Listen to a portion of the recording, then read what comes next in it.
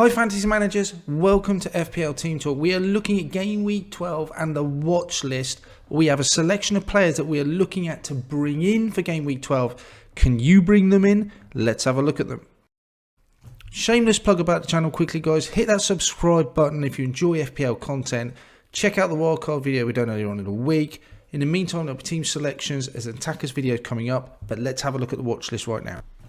First player we have up then, Manchester City midfielder Bernardo Silva, 3 goals, 2 assists, XGI, expected goal involvement per 90 minutes, a 0.55.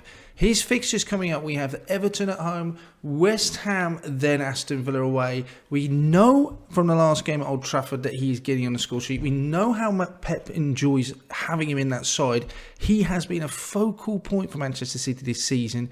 He's playing pretty much every minute of every game. That's with the likes of De Bruyne coming back. He looks a really nice asset to have in that Manchester City midfield. It's not the cheapest, at around about 7.1. His price is going up.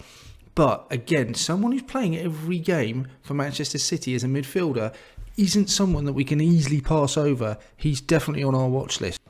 Next man striding up the catwalk, we have Tottenham Hotspur Heung-min Son. 4 goals, 2 assists this season.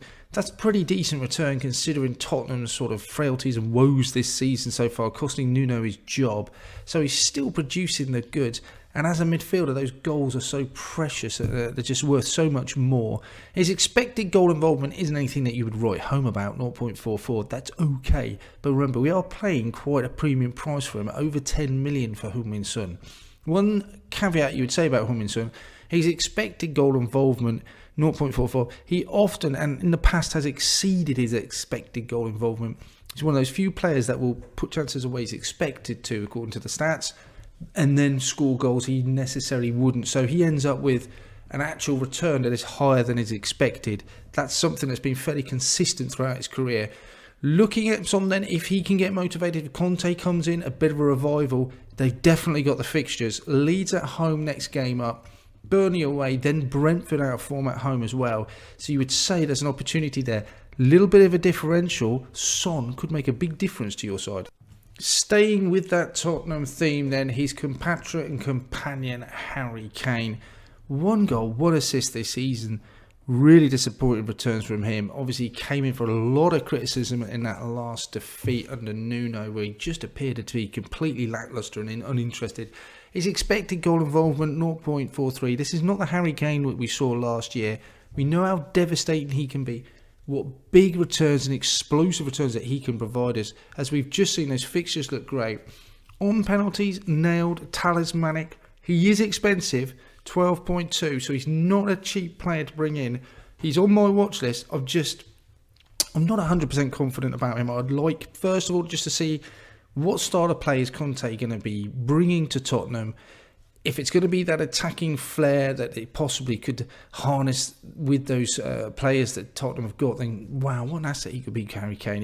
And slight differential, as crazy as that sounds after his last season, that he could be as well. He's on my watch list. Not sure I'm prepared to bring him in just yet, though. This is not a team we look at a great deal in the past, but maybe we should start looking at them now. Burnley, Maxwell, Cornet. Since he's come into the Premiership, he has made a big impact. 4 goals, no assists. Expected goal involvement, 0.4. He's playing very high up in that Burnley side.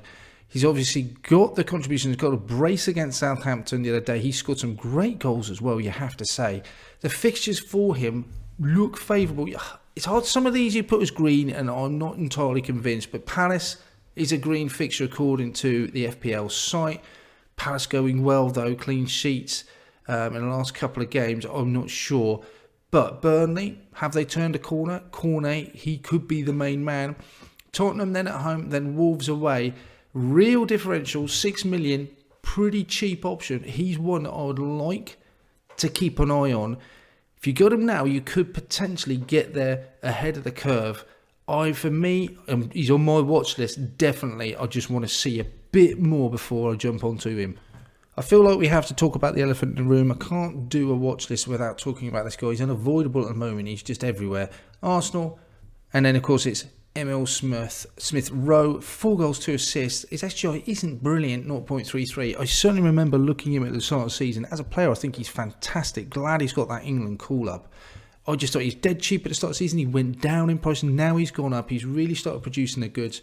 The one thing that went against him, I thought, at the start of the season was just how many attacking flair players Arsenal have, and the competition for places with like Lacazette and Aubameyang. Then you had Pepe, then he brought in Odegaard, Smith-Rowe amongst all of that as well, and you got Martinelli, Saka. You just wondered, how was he going to fit in there? Was he going to get the minutes?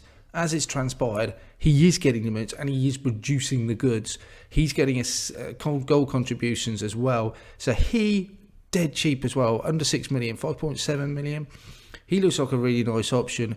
I'm not convinced about the fixtures as one thing that possibly would go against him. A Liverpool away, not expecting Arsenal to get much out of that, but it'd be a great test for them. Newcastle at home would be a great one to target, I think.